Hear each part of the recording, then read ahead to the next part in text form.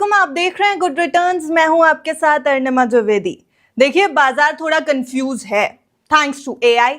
Artificial intelligence ने जिस तरीके से बाजार को परेशान करके रखा हुआ है, उसका थोड़ा सा हम लोगों ने रिफ्लेक्शन पिछले हफ्ते देख लिया, जब बुरी तरीके से बाजार टूटता नजर आया, आईटी इंडेक्स गिरते नजर आए, और अब थोड़ा बहुत बाजार संभलने की कोशिश कर रहा है, क्योंकि भारत में हो रहा है एआई समिट 2026, जिसमें बहुत बड़े बड़े नाम आए हुए हैं आईटी इंडस्ट्री के। लेकिन क्या आईटी इंडस्ट्री संभलेगी? क्या आर्टिफिशियल इंटेलिजेंस बाजार को बूस्टर डोज देगा, या फिर आपके और हमारे पोर्टफोलियोज पर बड़ा डेंट देकर के जाएगा? ये सब कुछ आज इस वीडियो में हम डिस्कस करेंगे। हमारे साथ एक बेहद खास मेहमान यहाँ पर मौजूद हैं, गौरव गोयल जी आज हमारे साथ जुड़े हुए हैं पूरे मार्केट के डिस्कशन के लिए। Sir, welcome to Good Returns. Good afternoon Anima, आपके सभी दर्शकों को मेरी तरफ से अभिनंदन। सर, हमारे जितने भी दर्शक हैं इस समय काफी कंफ्यूज्ड हैं, उतने ही कंफ्यूज जितना कंफ्यूज मार्केट है इस समय।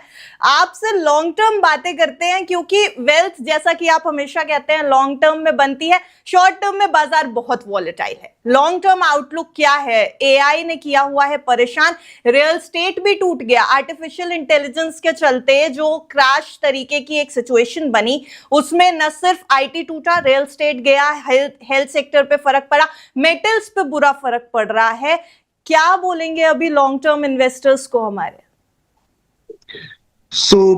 अनिमा, मैं यही कहना चाहूंगा कि this all is part and parcel of the game. हम लोगों को ये बात समझने की जरूरत है कि artificial intelligence is for real.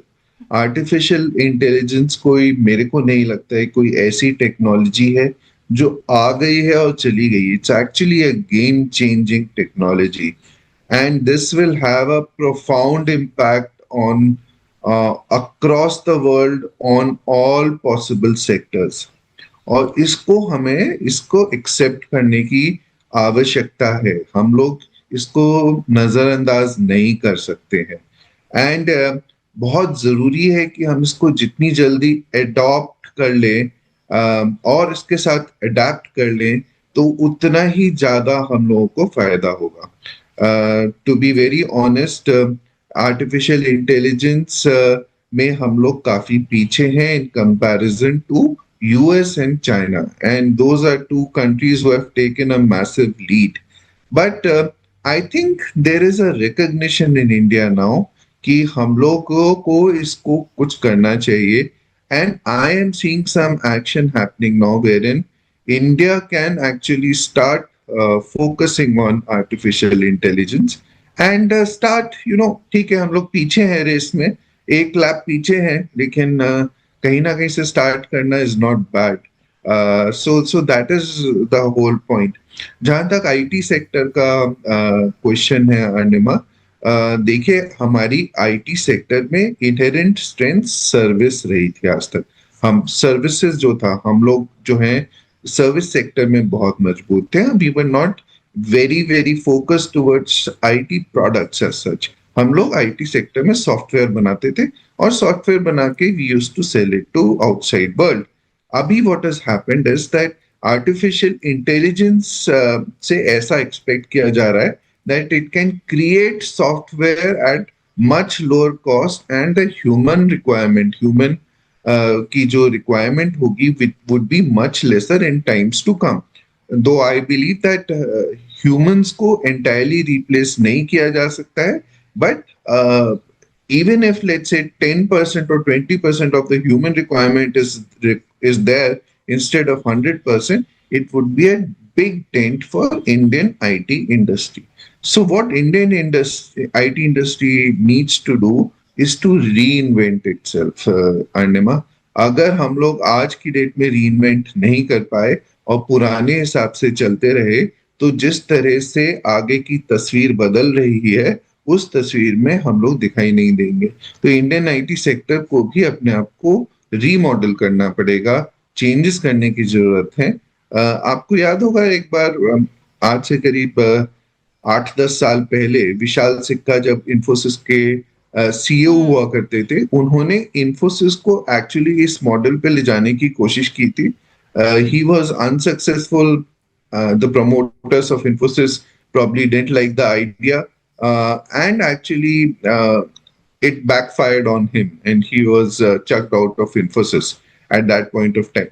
But probably he was far-sighted. उन्होंने बहुत पहले इस चीज का देख लिया था, एंड और आज की डेट में I have heard that even TCS has tied up with Vishal Sikka to make some changes in the organization.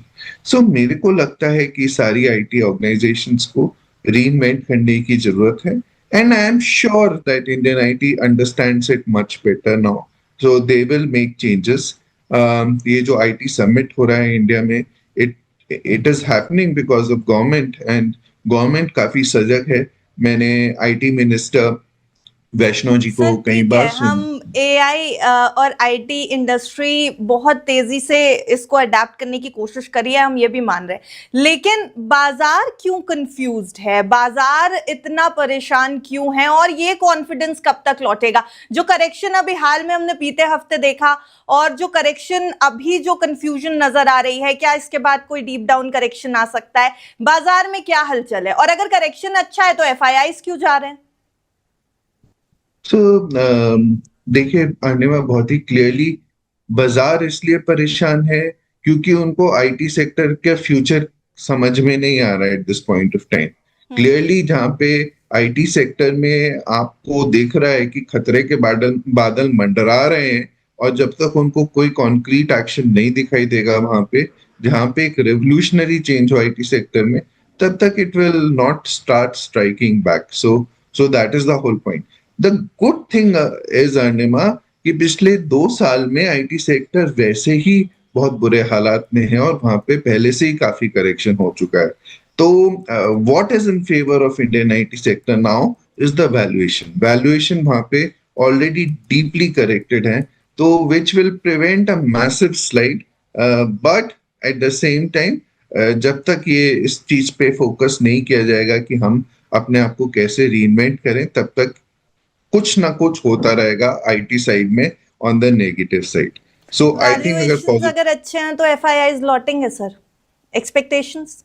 Yes, लौटना चाहिए, बट उसके लिए इंडस्ट्री को भी कुछ करना पड़ेगा ना एआई साइड पे. और जब पॉजिटिव न्यूज वहां से आने लगी कि ये चेंजेस होने लगे हैं, so there was one good news today. I heard about $1.2 billion of investment in a AI startup in India.